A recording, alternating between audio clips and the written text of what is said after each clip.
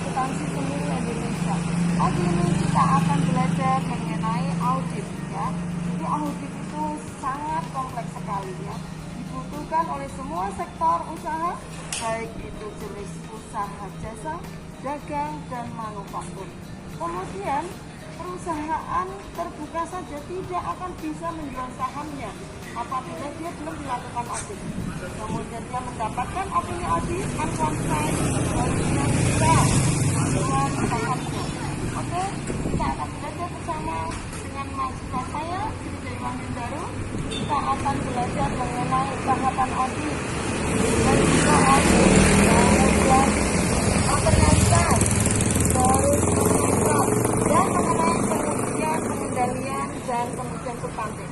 Ada pengujian tentang kas, piutang, hutang, ekuitas, dan lain sebagainya. Oke, selamat belajar. Sampai ketemu lagi di materi selanjutnya. Assalamualaikum warahmatullahi wabarakatuh. Halo, Assalamualaikum warahmatullahi wabarakatuh. Kembali lagi dengan saya, Aksal Ili Aurelia. Kali ini saya akan mengajak teman-teman untuk belajar audit saldo kas, di mana di awal sudah dijelaskan oleh dosen saya pentingnya mengaudit. Nah, ini bagian saya untuk meneruskan tentang audit saldo kas. Nah, mengapa sih dengan kas? Karena kas merupakan satu-satunya akun yang dimasukkan dalam setiap siklus, kecuali persediaan dan pergudangan. Jadi masuk akal saja nih kalau kita belajar tentang audit ini, karena audit saldo kas merupakan bidang audit yang terakhir dipelajari. Mengapa dengan demikian? Karena bukti yang diakumulasikan untuk saldo kas sangat tergantung pada hasil pengujian di dalam siklus lainnya. Sebelum membahas yang lebih terperinci, mari kita ketahui dulu tentang kas. Kas itu seperti apa? Kas itu terdiri dari uang tunai. Uang tunai berupa uang kertas dan uang logam. Lalu bisa disebut post wesel, certified check, kasir cek, cek pribadi, dan bank draft, serta dana yang disimpan di bank yang pengambilannya tidak dibatasi oleh bank atau perjanjian yang lain. Kas dicantumkan di neraca terdiri dari dua unsur. Dua unsur antara lain, yang pertama ada kas di tangan perusahaan, yang kedua kas di bank. Lalu kita akan membahas kas di tangan perusahaan. Kas di tangan perusahaan biasanya terdiri dari yang pertama penerimaan kas yang belum disetor ke bank, lalu yang berupa uang tunai, lalu post wesel, certified check, kasir cek, cek pribadi, dan bank draft. Saldo kas kecil yang berupa uang tunai yang ada di tangan dana kas kecil. Lalu memasuki kas di bank.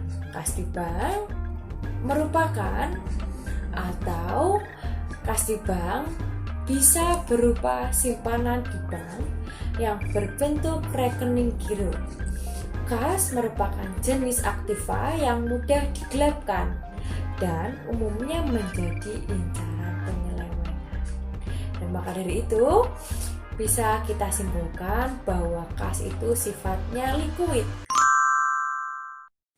Prosedur audit saldo kas, kita harus mengetahui materialitas, resiko, dan strategi audit agar semuanya berjalan dengan lancar.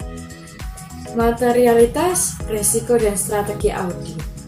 Tingkat volume transaksi menyebabkan tingginya resiko bawaan siklus kas.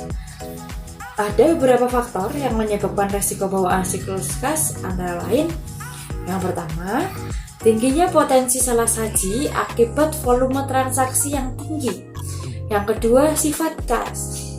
Sifat kas yang paling liquid dan sangat diminati. Yang ketiga, kesempatan manipulasi dalam bentuk kiting maupun window dressing.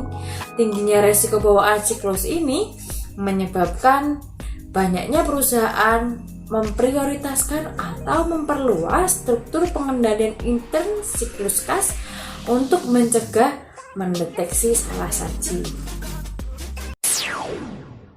Ketahui tentang prinsip akuntansi berterima umum dalam penyajian kas di neraca. Pada audit saldo kas, kita perlu ketahui tentang prinsip akuntansi berterima umum dalam penyajian kas di neraca. Kas yang dicantumkan di neraca adalah saldo kas yang ada di tangan perusahaan pada tanggal tersebut dan saldo rekening giro di bank yang pengambilannya tidak dibatasi oleh bank atau perjanjian yang lain. Kas dalam bentuk valuta asing harus dicantumkan di neraca sebesar nilai kurs yang berlaku pada tanggal neraca. Unsur-unsur berikut ini harus disajikan secara terpisah dari unsur kas di neraca jika jumlahnya material. Unsurnya seperti apa saja? Seperti tabungan di bank, dana untuk pelunasan pabrik atau dana untuk perluasan pabrik, dana pelunasan utang atau dana lain yang tidak digunakan untuk keperluan modal kerja, lalu saldo bank minimum yang disyaratkan oleh bank dalam suatu perjanjian penarikan kredit, saldo bank di luar negeri yang tidak digunakan dalam hubungannya dengan kegiatan bisnis di luar negeri dan tidak dapat segera diubah ke dalam mata uang rupiah karena batasan-batasan seperti diskon biaya perjalanan atau diskon lain kepada karyawan.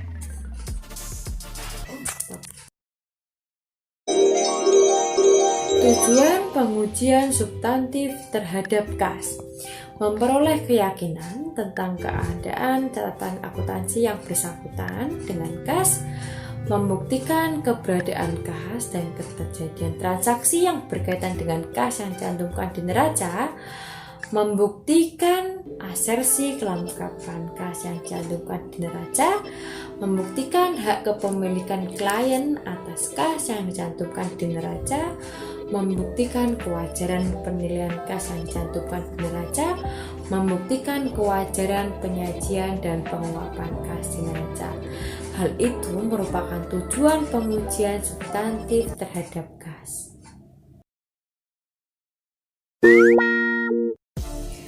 Nah, untuk melakukan proses audit saldo kas, kita perlu memahami tentang program pengujian substantif terhadap kas yang biasanya melakukan prosedur audit awal.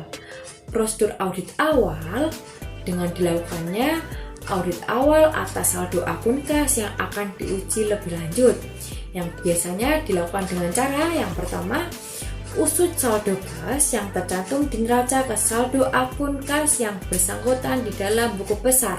Yang kedua, hitung kembali saldo akun kas dalam buku besar. Yang ketiga, lakukan review terhadap mutasi luar biasa dalam jumlah dan sumber posting dalam akun kas. Yang keempat, usut saldo awal akun kas ke kertas kerja. Yang terakhir, usut posting pendebitan akun kas ke dalam jurnal yang bersangkutan. Nah, tadi sudah jelaskan bahwa prosedur audit awal ada 5 tahap. Sekarang ada prosedur analitik.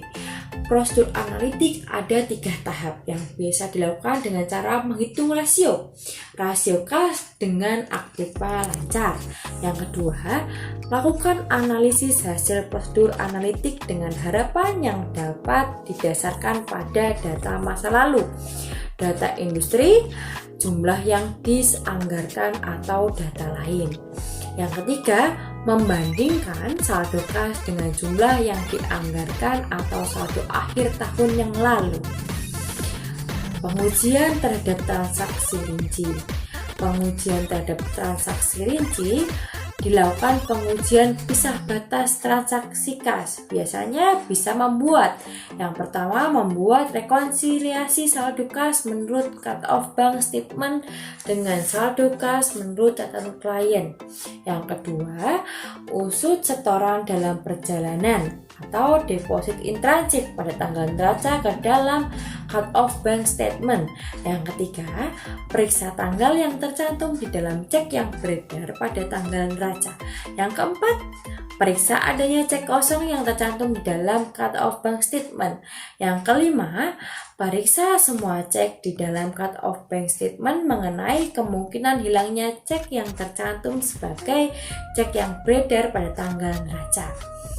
Nah, setelah itu kita bisa membuat daftar transfer bank dalam periode sebelum dan sesudah tanggal neraca untuk menemukan kemungkinan terjadinya check kiting.